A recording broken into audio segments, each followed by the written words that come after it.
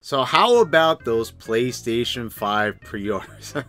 What a total disaster. I mean, don't these people know by now? Doesn't Sony know? Didn't they ever look at the history of Nintendo and what it means to not have enough systems ready, pre-orders getting canceled, retailers having poor communication with the company? I mean, it couldn't have gone any worse. So, you know, and the thing is, I don't even understand why people year after year keep on wanting to get this system as soon as it comes out. I don't know, there's like so many games for the other systems. I have a whole backlog that I'm not even thinking about this. Like, when I saw this whole pre-order thing, I'm like, okay, this will be interesting. I'm sure some people on my channel will want me to talk about this. I believe one person might have asked me in my comments, could I talk about this? So I'm talking about it.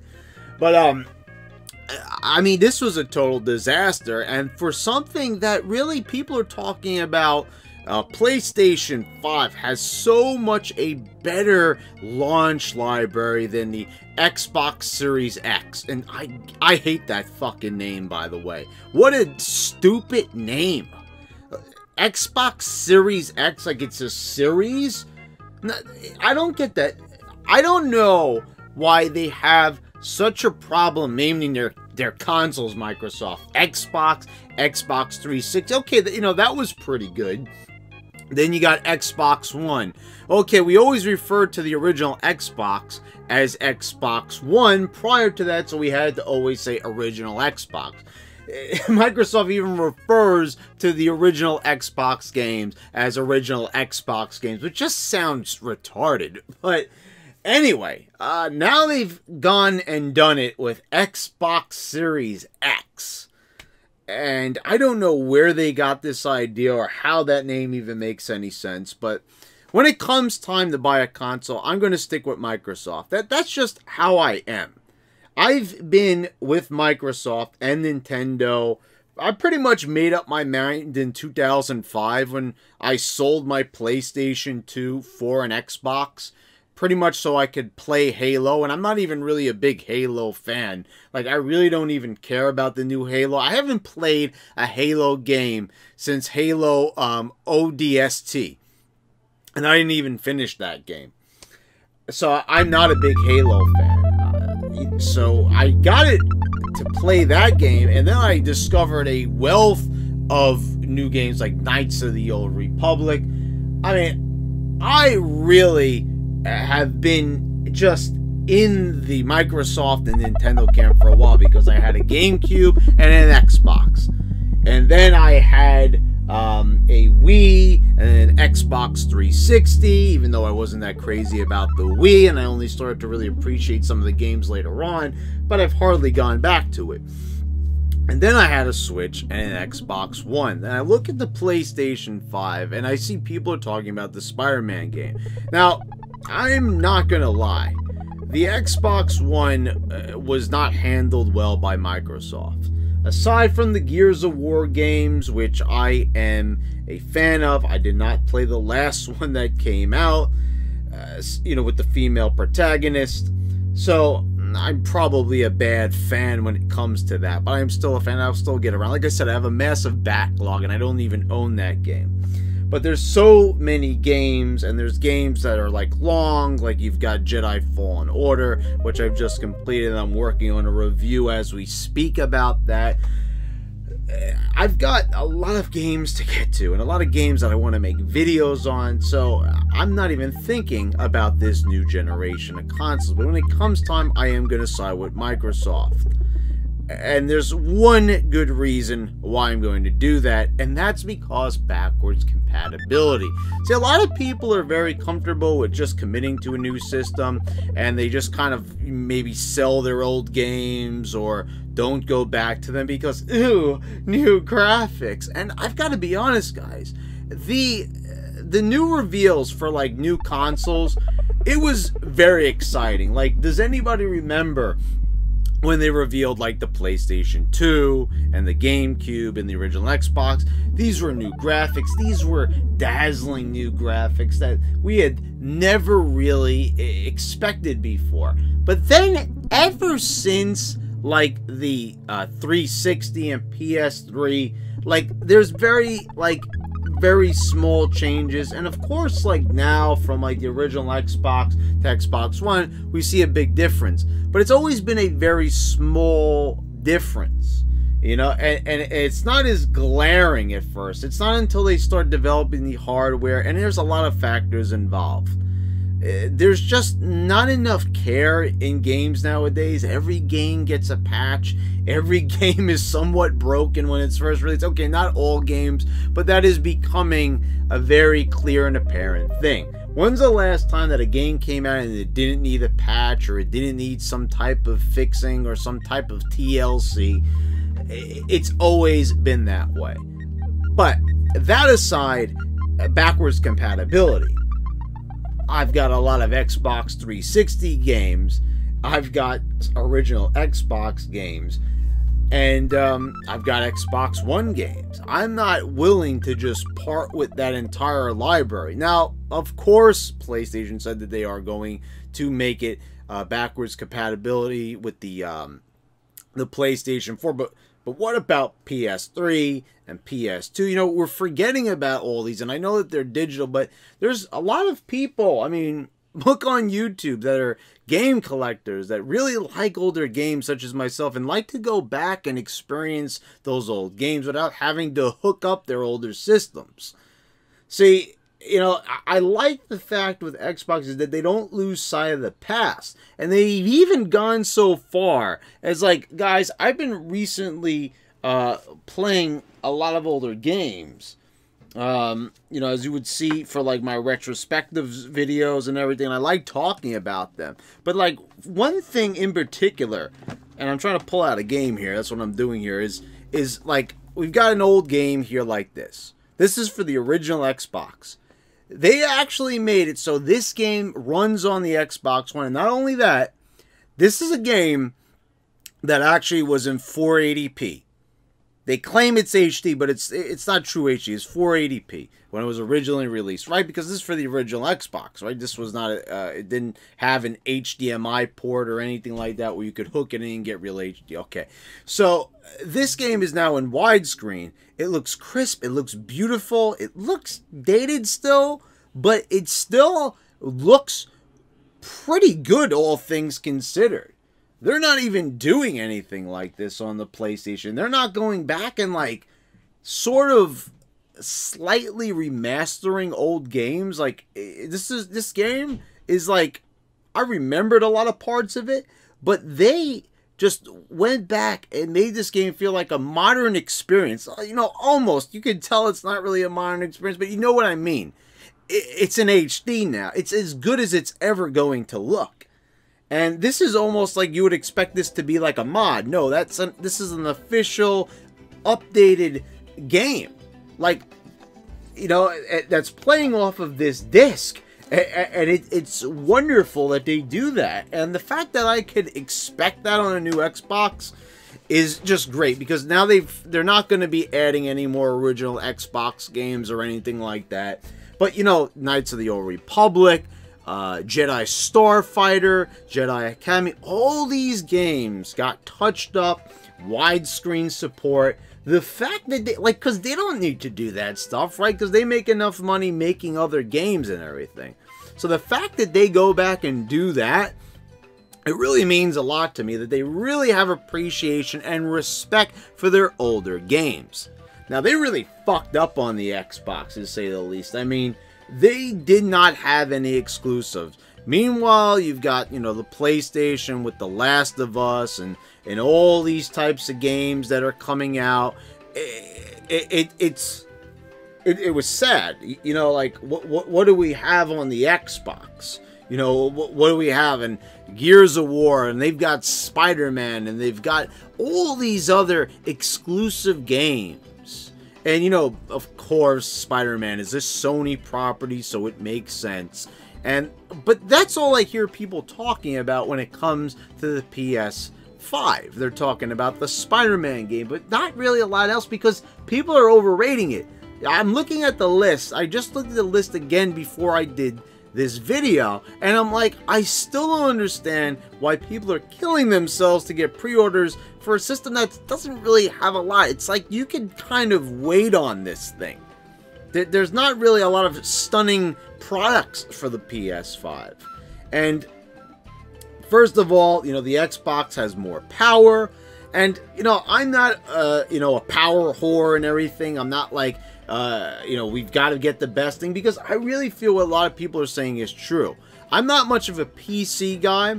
I've gone back and I've gotten some PC games recently for Steam and things like that. Like when I was playing Shantae's Risky's Revenge, that was off of the PC. That was the PC version. I was running that on Steam.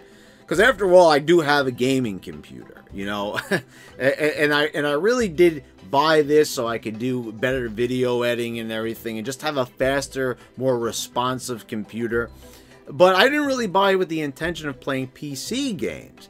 But the thing is, I really came to see that the PC runs these games very well, and they look very good, and they look very crisp.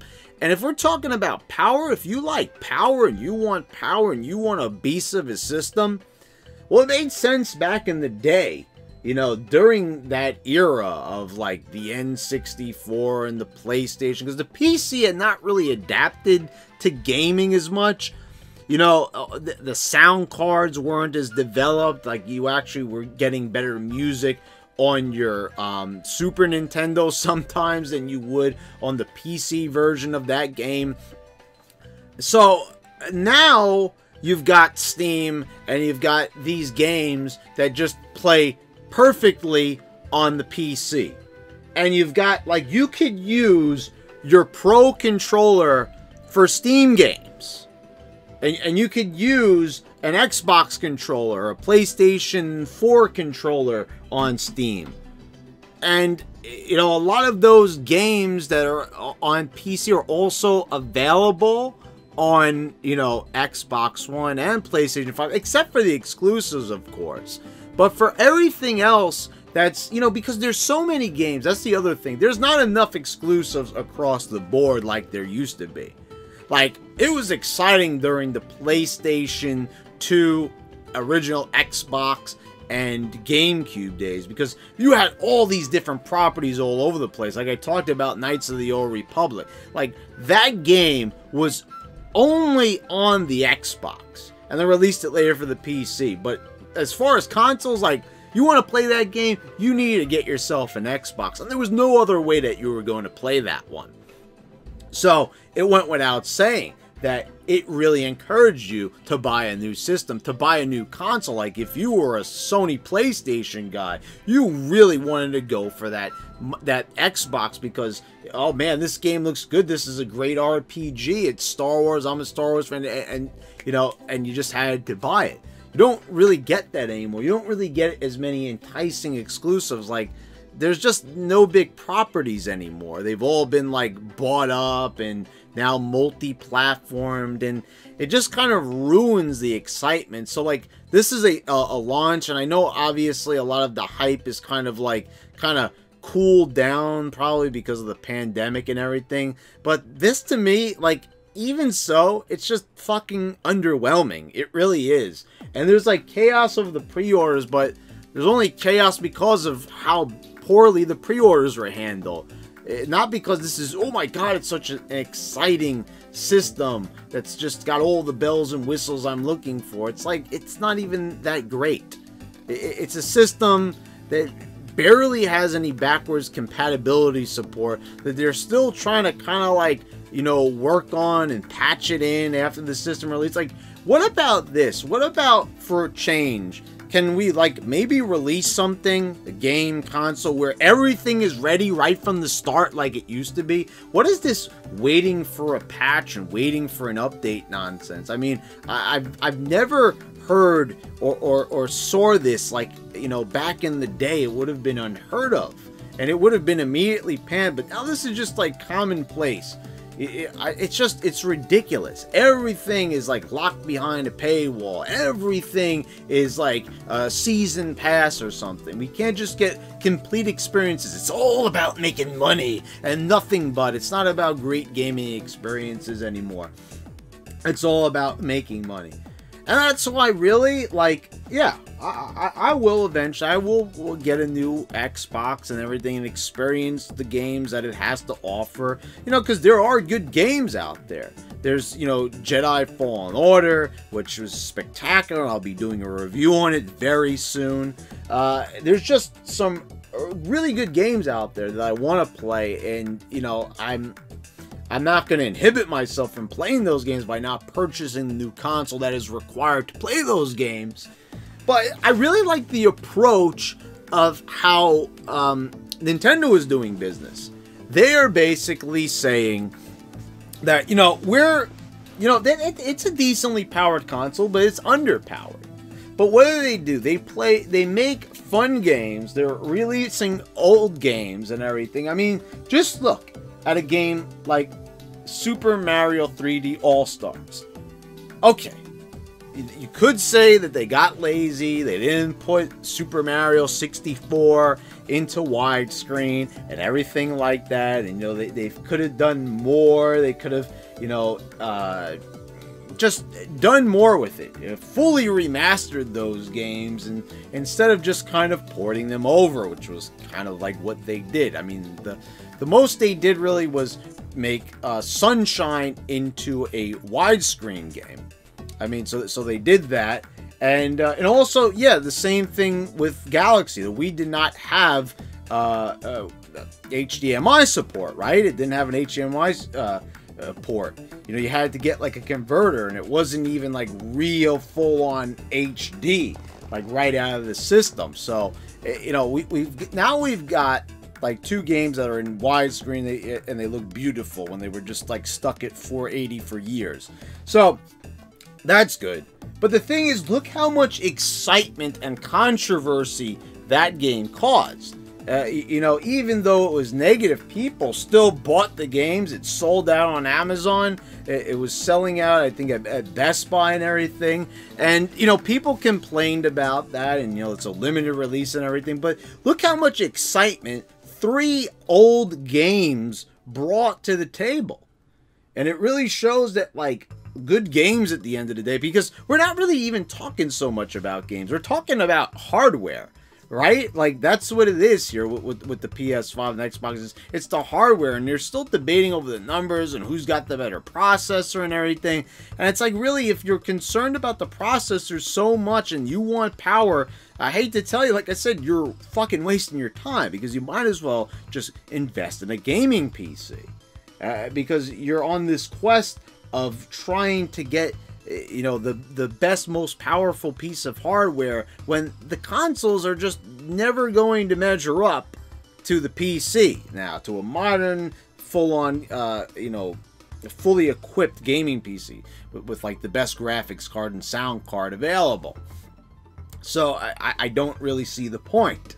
You see what I'm saying? Yes, the Switch is underpowered and they could power it up a bit more, but I rather that they spend more time with the way how they're releasing games and everything, because there's so much great content on the Switch. There's just so many different types of games to play. There's so much variety, and it really seems like developers really want to bring their games there, and they want to port their games over there, because it's just a, you know, it's a pretty easy console, I think, right? They don't really have to worry about souping everything up and everything, and I think many people might have a problem with that.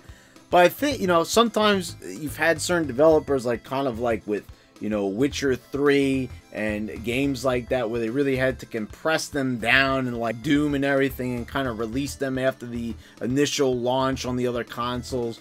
But, you know, it's the portability and everything. It makes it very appealing. And the Switch, you know, again, like during the pandemic, like sold out. Like that thing is just gone. I mean, even like 3 years in, over 3 years, soon to be 4 years pretty soon. Damn, like this thing is still selling like hotcakes. And the thing is, it has a really good perspective on gaming, that they're just going to make games that are fun to play, and they're not going to really worry about if it's really the best looking game, if the graphics are cutting edge, because I think people kind of forgot it's kind of going back to the way how it was, you know, when it was all about graphics, and sometimes they would sacrifice gameplay in terms of graphics. And really, at the end of the day, it's supposed to be what is fun to play, what's, you know, not what looks the best. That's not like really what a video game is supposed to be. It's not an art show, you know. It's about, you know, holding a controller in your hands and actually playing the game and enjoying yourself. But I think like we're kind of getting now into the stage where once again people are just getting all tangled up in graphics, and that made sense, you know, in the late 90s, but now it's really not making it's not making much sense anymore, to say the least. It's a fruitless war that they're fighting. They're still having these console wars that don't really make a lot of sense in terms of power, when it should really be about the games. And these like launches, they're pathetic. They only have like 5 games. Like, people are saying how much, you know, the PlayStation has got on the table. First party support is pathetic. Like, why release a new console if you're not ready to have your big guns ready to go? It's a lot of like, oh yeah, we're gonna wait on the big stuff. Like, whatever happened to like releasing everything up front? Like, getting the big games out there at the very beginning to entice people in. This is what I'm saying. I'm very surprised that so many people want to pre-order this thing, because I just don't get it. Why would you want a system right away when it's not even that impressive to look at from the offset? I mean, yeah, it's coming. You know, we're gonna have some great stuff later on. It's like, well, the way how I'm looking at it is like, well, okay, I'll buy the system when that stuff is ready to go. You know, why am I going to jump right in just so I have it, spend all that money just so I could wait? Like, it's like I have enough of a backlog. And I'm sure, you know, if you looked hard enough, I'm sure that there's a lot of great games that you haven't played. So that's just my suggestion to you. I'm just saying, like, look at the system that you currently have and look at the games that are available. Chances are there's a price drop on a game that you might have been interested in that you probably forgot about. There's no need to, you know, really stress yourself out on buying this new latest console that really doesn't have that much of an impressive launch, you know, either of them. There's not like a lot that really just excites and just tantalizes my taste buds for a new console at the moment. I don't know. Let me know how you guys feel in the comment section. But I think, once again, this whole console launch coming up in November is just completely overblown. There was no need even for this confusion, because really, there's nothing really worth pre-ordering this thing. Like, oh wow, I just can't let anyone else have this. Like, to me, it's like, this could wait. It really can. Anyway, guys, thank you all for watching. I want to thank all my patrons for your continued support, and I'll see you next time.